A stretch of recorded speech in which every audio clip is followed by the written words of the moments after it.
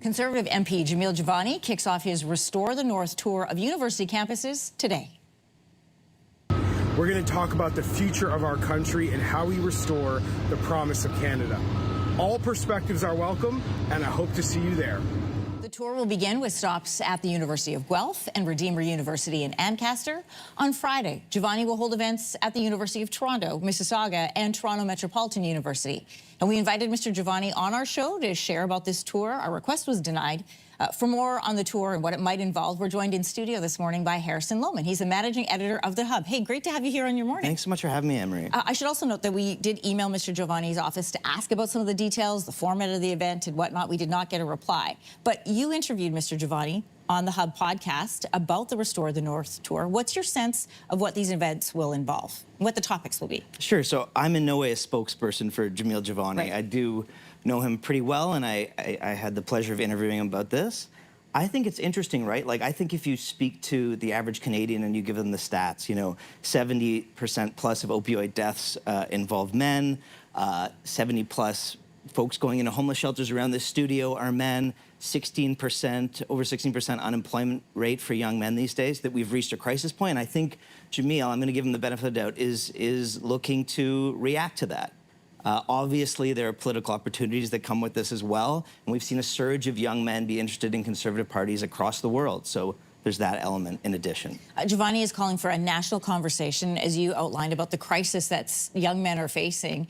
The Restore the North tour comes as a growing number of men, as you have cited, are shifting to the right politically. So according to polling from Abacus data, 41% of men between the ages of 18 to 30 say they would support or have supported the federal Conservatives. That's a 14% jump from the 27% of young men who backed the party back in 2021. What are some of the issues that are driving this shift that Jivani is talking about? So what's weird, Anne-Marie, is I think in some ways in 2025, to be conservative on campus is to be countercultural. In the old days, we'd have hippies, you know, going around the quad, maybe attending, you know, counterculture events. Now it's conservatives.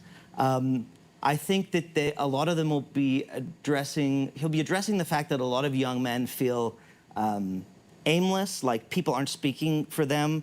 Caitlin Moran's a feminist. She spoke to a few young men in her daughter's class years ago, young boys, and the overwhelming sentiment was, we are told that we do the bad things, that there's no one sort of standing up for us, telling us that, you know, you have a future, that you should be happy to be young men. I say this as well, you know, this will be to the benefit of young women as well. These are two tracks, feminism and supporting young men next to each other, sort of on the highway. It's not like one or the other. You can do two simultaneously. I know that they'll be outlining the crisis that he will lay out that young men are facing. What are they offering in terms of solutions? Did he say that at all to you? So the big thing, and you know, I feel like I'm a part of this as well. I've been involved in the scouting movement for about 30 years now. I'm a scout leader. Both young girls and young boys are welcome. It's about mentorship. It's about getting people involved in the community so that they feel like they're actually part of something, so they don't direct that alienation and anger into, you know, down bad paths. Right? We see what young men do when their hands are idle and they're mad. They join gangs. They become incels.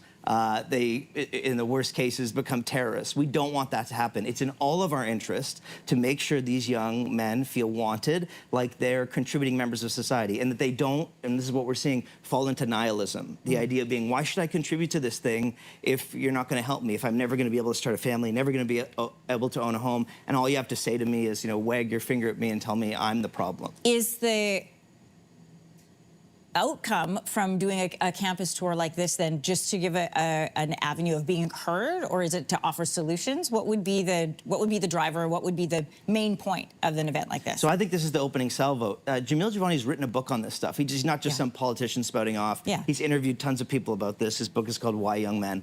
And then I think from that, you then have further discussions about mentorship, of getting kids involved in different groups. At least now, the folks that attend this say, okay, someone's listening. So this is sort of the opening act, I would say. You know, there's been some parallels drawn because it is a campus tour to the Prove Me Wrong tour that was held by the late Charlie Kirk that invites college students to come to have a debate of differing opinions. When we see a campus tour like this, why is campus the place to hit, especially, as you point out, if there are people on campus who feel like to be a conservative viewpoint is to live counterculturally. Why is the campus the place to go? Well, I think overwhelmingly, young kids today, campuses have become very progressive, and if you're on the right, you would say they're shutting down your speech. So to have a conservative MP come and say, okay, let's talk about this. I want to have a dialogue with you. I think that's freeing for some young people. So I think it is the place to be. Obviously, there's echoes of Charlie Kirk here. So I think the Conservative Party sees opportunity when it comes to coming through. I think you're going to get, obviously, some counter-protests or people who are angry, but you're also going to get people who are curious. Yeah, I was disappointed when Mr. Jivani turned down our opportunity for an interview. I was curious to know what he was going to say, how he was going to do it, and what it would look like. But we're thrilled to have you here, Harrison. Well, thank thank you you so much for having me. All right, Harrison Lohman, managing editor of The Hub. Always welcome here in your morning. Thanks so much. Thanks, Sue. If you like that video, make sure to subscribe to the Your Morning YouTube feed, where you can find all kinds of new content posted every weekday morning.